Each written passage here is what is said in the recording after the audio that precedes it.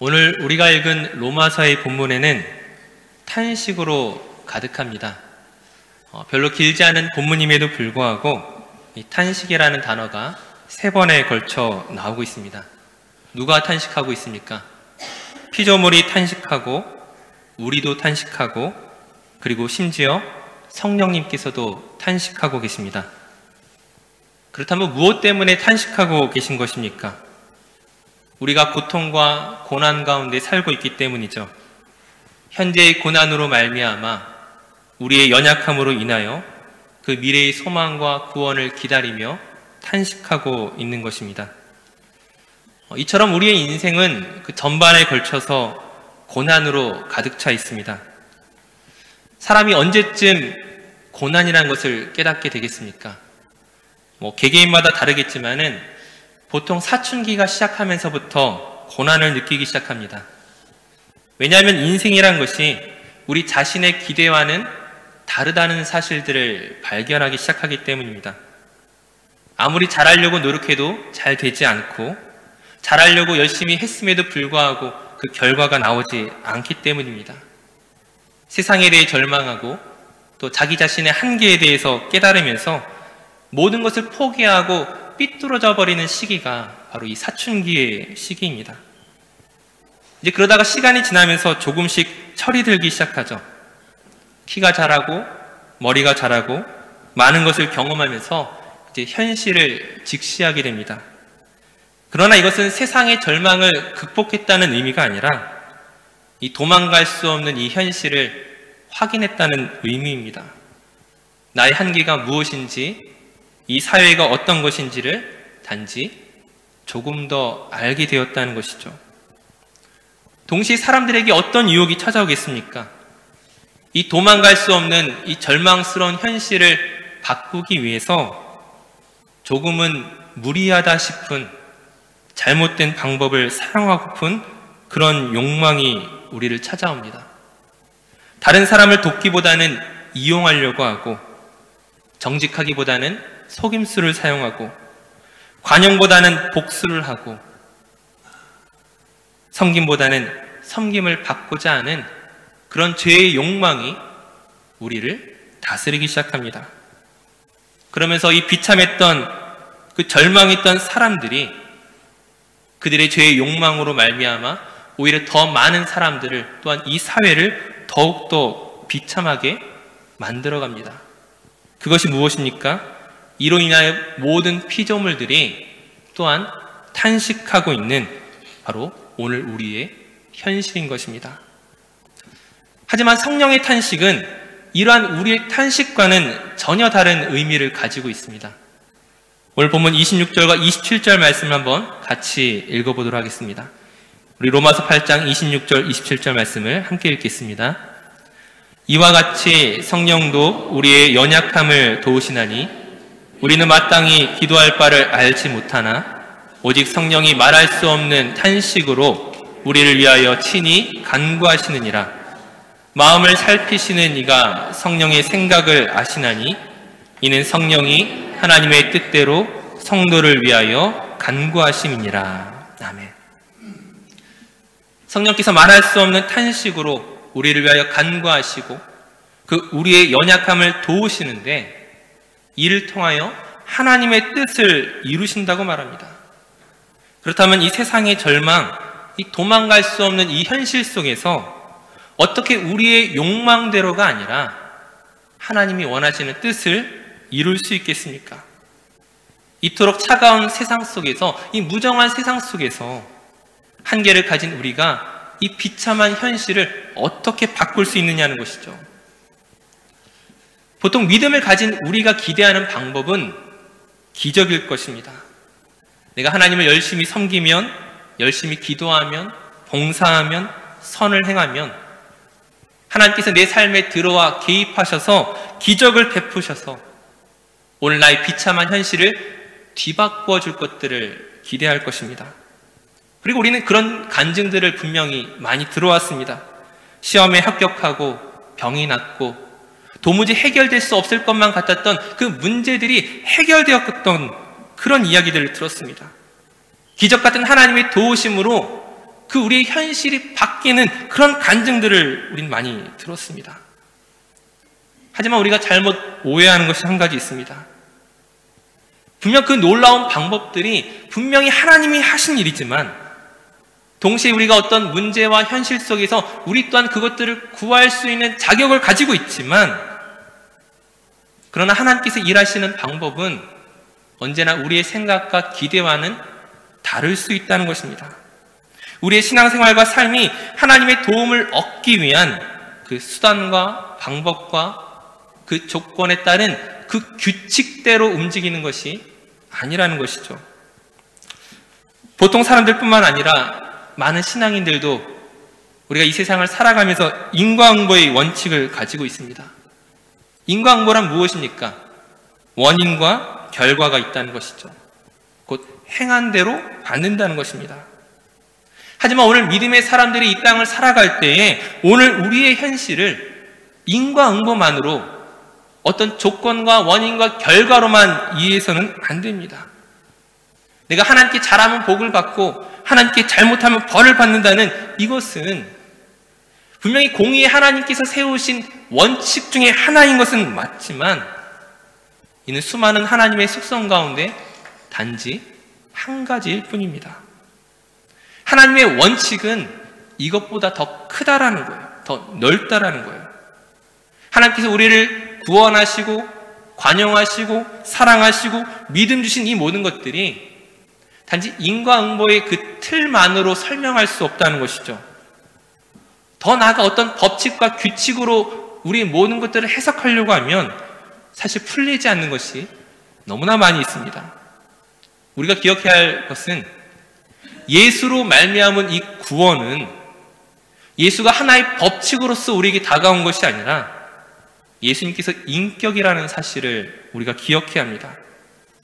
예수님께서 인격이라 함은, 그리고 그것이 우리와 관계가 있다는 것은 하나님께서 우리를 어떻게 대하시고 어떻게 다루시고 어떻게 인도하시는가에 대한 중요한 근거가 되는 것이죠. 이를 이해하기 위해서는 오늘 본문 앞에 로마서 8장 17절 말씀을 한번 봐야 되겠습니다. 로마서 8장 17절 말씀을 제가 한번 읽겠습니다. 자녀이면 또한 상속자 곧 하나님의 상속자요 그리스도와 함께한 상속자니 우리가 그와 함께 영광을 받기 위하여 고난도 함께 받아야 할 것이니라. 자녀는 일꾼이나 혹은 노예와는 그 대비되는 지위를 가지고 있습니다.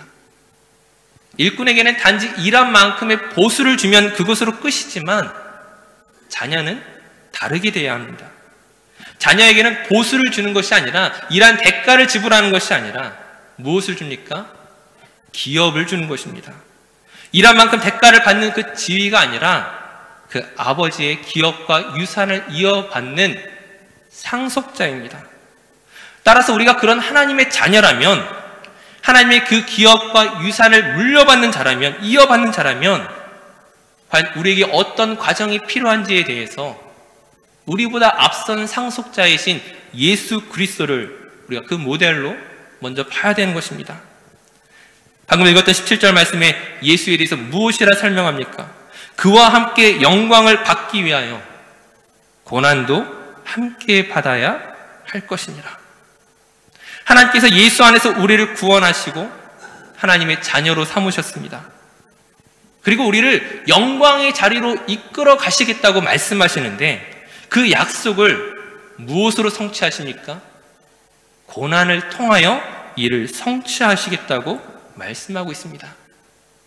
앞서 설명드렸던 인과응보의 원칙이 아니라 예수 안에서 그 하나님의 자녀라는 하나님과 우리의 인격적 관계 안에서 오늘 우리를 다루시고 인도하시겠다라고 말씀하시는 것입니다. 그렇다면 예수님께서 구체적으로 어떠한 과정과 삶을 통하여 그 영광을 받으신 것입니까? 우리가 잘 알고 있는 빌립보서 2장 6절에서 11절 말씀에 이렇게 이야기합니다. 그는 근본 하나님의 본체시나 하나님과 동등됨을 취할 것으로 여기지 아니하시고 오히려 자기를 비워 종의 형체를 가지사 사람들과 같이 되셨고 사람의 모양으로 나타나사 자기를 낮추시고 죽기까지 복종하셨으니 곧 십자가의 죽으심이라. 이러므로 하나님이 그를 지극히 높여 모든 이름 위에 뛰어난 이름을 주사 하늘에 있는 자들과 땅에 있는 자들과 땅 아래에 있는 자들로 모든 무릎을 예수의 이름에 꿇게 하시고 모든 입으로 예수 그리스도를 주라 시인하며 하나님 아버지께 영광을 돌리게 하셨느니라. 예수님께서 그 영광을 받으시는 방법이 무엇이었습니까? 그 고난을 통하여, 십자가의 죽음을 통하여 하나님의 영광을 완성하십니다. 종의 형체로 자기를 낮추시고 죽기까지 복종하시되 십자가의 죽음입니다. 곧 성육신이란 무엇입니까? 그 예수께서 우리가 경험하는, 저와 여러분이 경험하는 이 절망스러운 현실에 들어오신 것입니다. 근데 막상 사람들의 반응은 무엇이었습니까? 그 예수님을 통하여 그들이 속한 현실을 바꾸어 보려고 했죠. 로마로부터의 해방이라든지 굶주림으로부터, 질병으로부터, 어떤 문제로부터 해결되기를 원했었지만 막상 예수님의 방법은 무엇입니까? 그들의 현실을 바꾸는 것이 예수님의 목적이 아니라 그들이 당하고 있는 그 현실 속에서 예수님이 또한 동일하게 고통을 당하시고 그리고 십자가에 죽으시는 방법이었습니다. 바로 그 고통과 죽으심이야말로 하나님의 은혜이고 사랑이며 또는 하나님의 능력입니다. 우리는 이를 잘 이해하지 못합니다. 많은 사람들이 고난을 부정적으로만 이해하려는 경향이 있습니다. 내가 무언가 잘못했을 때 받는 벌을 고난이라 생각하십니까?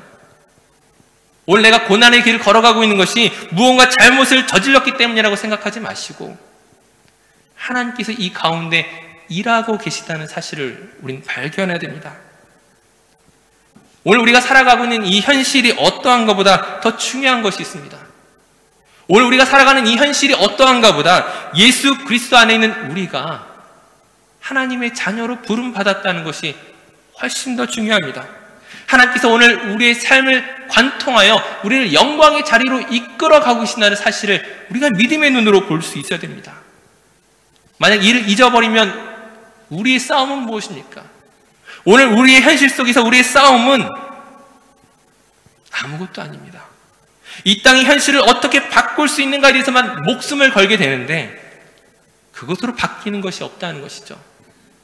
앞서 설명드렸던 것처럼 2000년 전 이스라엘은, 유대인들은 예수님을 눈앞에 두고서도 그 예수 그리스도를 통하여 로마를 무너뜨리거나 자기들의 배고픔을 해결하거나 자기들의 질병과 어떤 문제를 해결할 수 있는 방법으로만 예수님을 이용하려고 했었지만 그들의 실수를 오늘 우리가 답습하시겠습니까?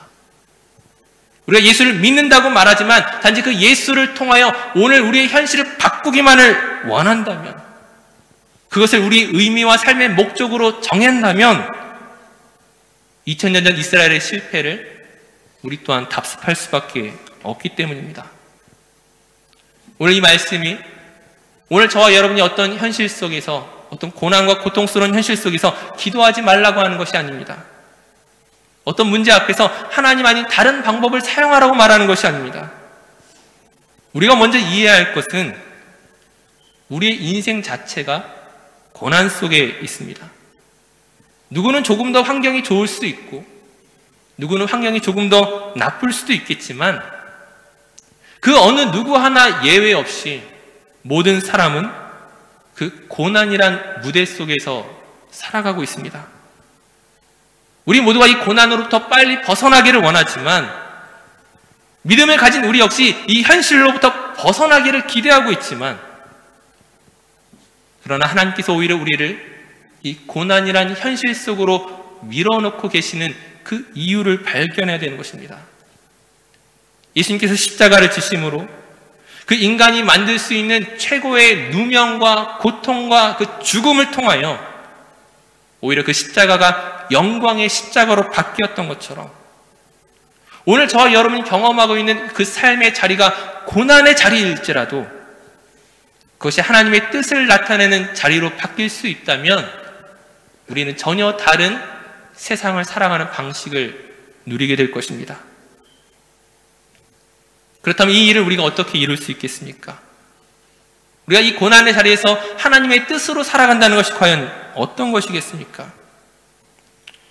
오늘 말씀을 시작하면서 세상의 사람들이 이 도망갈 수 없는 이 현실을 바꾸기 위한 그 욕망과 죄의 방법들이 오히려 우리의 현실을 더욱 비참하게 만들고 모든 피조물들이 탄식하는 세상이 되었다고 말씀드렸습니다. 하지만 오늘 우리가 살아가는 자리가 정말 하나님께서 보내신 자리임을 우리가 깨닫는다면 그것이 비록 고통과 고난의 자리일지라도 세상과는 다른 방식으로 오늘 우리 삶을 바라보게 될 것입니다. 다른 사람을 이용의 대상으로 바라보는 것이 아니라 긍휼의 대상으로 바라보게 될 것입니다. 내 삶의 손해가 될지라도 정직하게 될 것이고 나에게 상처 준 이에게 복수하는 것이 아니라 관용과 용서를 베풀게 될 것이고 섬김을 받는 것이 아니라 진실로 다른 이들을 섬길 수 있는 그런 귀한 삶으로 바뀌어갈 수 있다는 것이죠. 왜냐하면 오늘 우리가 서 있는 이 삶의 자리가 하나님이 함께 하시는 자리임을 믿고 있기 때문입니다. 하나님의 통치와 주권과 그 역사하심이 오늘 저와 여러분을 통하여 이 삶의 자리에서 나타날 수밖에 없다는 것을 우리가 믿음의 눈으로 바라보기 때문입니다. 물론 우리 삶에 여전히 어떤 문제들이 해결되지 않을지라도 그러나 하나님으로 인하여 소망을 품는 자리로 저와 여러분이 나가야 하는 것입니다. 이를 통하여 우리 개개인이 구원받은 자임과 동시에 하나님의 창조 세계 전체가 저와 여러분을 통하여 회복될 수 있는 것입니다. 우리의 존재 자체가 그 탄식하는 피조물들이 오히려 하나님의 회복을 경험할 수 있는 그 귀한 부르심으로 우리를 사용하실 수 있다는 것입니다. 사랑하는 성도님들, 오늘 우리는 어떤 삶의 자리 가운데 있습니까? 우리가 각각 사람에게 말할 수 없지만 자신만이 아는 그 고통의 자리에 있을 것입니다.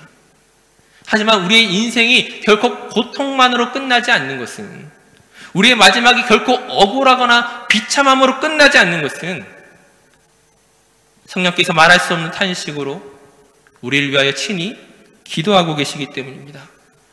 오늘 본문 26절 말씀을 한번 같이 읽도록 하겠습니다. 로마서 8장 26절 말씀 함께 읽겠습니다.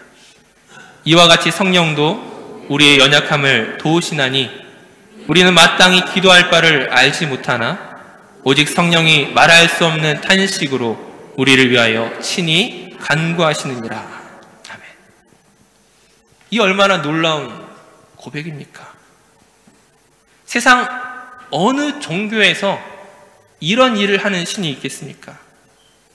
보통 인간은 자신을 위해서 신에게 기도하지만 지금 기독교는 무엇입니까?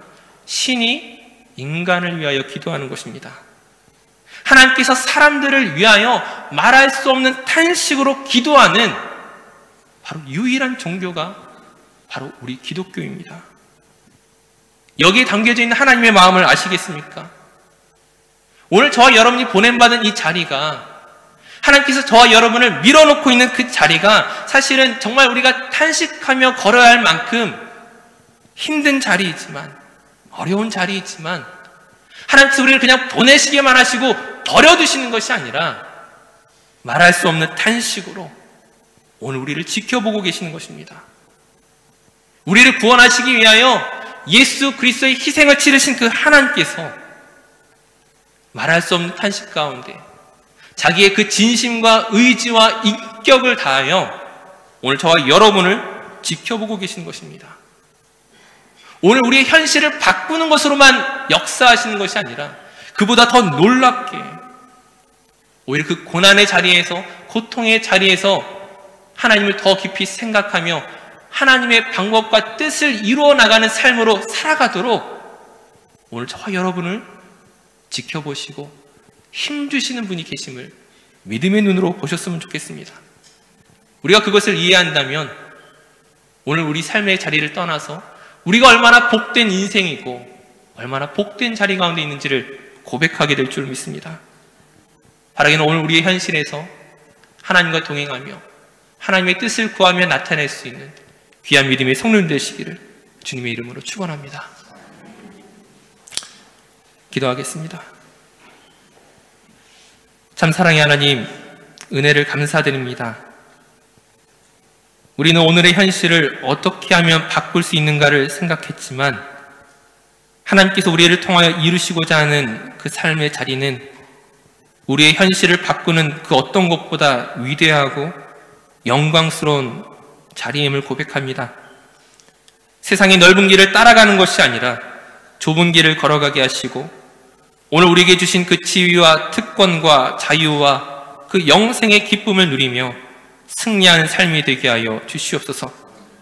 오늘 우리의 삶의 마지막이 하나님의 그 영광을 나타내는 귀한 자리로 바뀔 줄 믿사오며 이 모든 것 감사드리며 예수님의 이름으로 기도드립니다. 아멘.